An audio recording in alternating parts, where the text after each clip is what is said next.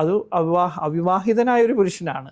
പിന്നെ celebrity status നിൽക്കുന്നവരോടൊക്കെ പലർക്കും പല ആഗ്രഹങ്ങളുണ്ട്, എല്ലാവരും അങ്ങോട്ട് പോയതാണ്. പക്ഷെ ആദ്യം ഈ ഒരു പരാതി വരുന്നത് ഈ പറയുന്ന അതിജീവിതകന്മാരൊന്നും പോയി പരാതി കൊടുത്തിട്ടല്ല. ആരിൽ നിന്നാണ് വന്നത്?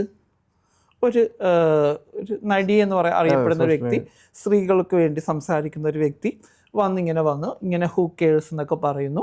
അങ്ങനെ ഭയങ്കരമായിട്ട് ചാനലിൽ ചർച്ചകൾ വരുന്നു. അതിനുശേഷമാണ് ഇങ്ങനെ പരാതികളുടെ പ്രവാഹം വരുന്നത്. പൊളിറ്റിക്കലും അതുണ്ട്. അങ്ങനെ പരാതികൾ വരുന്നു. അപ്പോഴാണ് നമ്മൾ അന്വേഷിച്ചപ്പോഴല്ല, ഇവരെല്ലാം വിവാഹിതകളാണ്, ഡൈവോഴ്സി അല്ല, കുട്ടികളുണ്ട്, ഒരു കുടുംബമായിട്ടുള്ള. അപ്പോൾ പിന്നെ അതിലെന്ത് തെറ്റ്? ഒരു പുരുഷൻ എന്ന് പറഞ്ഞാൽ ഒരു കല്യാണം കഴിക്കാതെ ഒന്നുമില്ലാതെ ഒരു സ്ത്രീ, അവർ രണ്ടുപേരും ഇഷ്ടപ്രകാരം ആ സമയത്തൊക്കെ അവർ എൻജോയ് ചെയ്തിട്ടുള്ളവരാണ്, അല്ലേ? ഒരു പുരുഷനും ഒരു സ്ത്രീയും ഒന്നിച്ച് അവർ ബന്ധപ്പെടുമ്പോൾ അതെല്ലാ രീതിയിലും രണ്ടുപേരും അതിൻ്റെ എല്ലാ സുഖങ്ങളും അനുഭവിച്ചവരാണ്.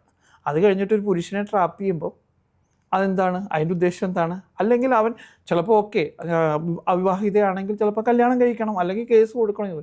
ഇത് ഒരു പുരുഷൻ്റെ അല്ല, രണ്ട് പുരുഷന്മാരുടെയാണ് ജീവിതം കളയുന്നവർ.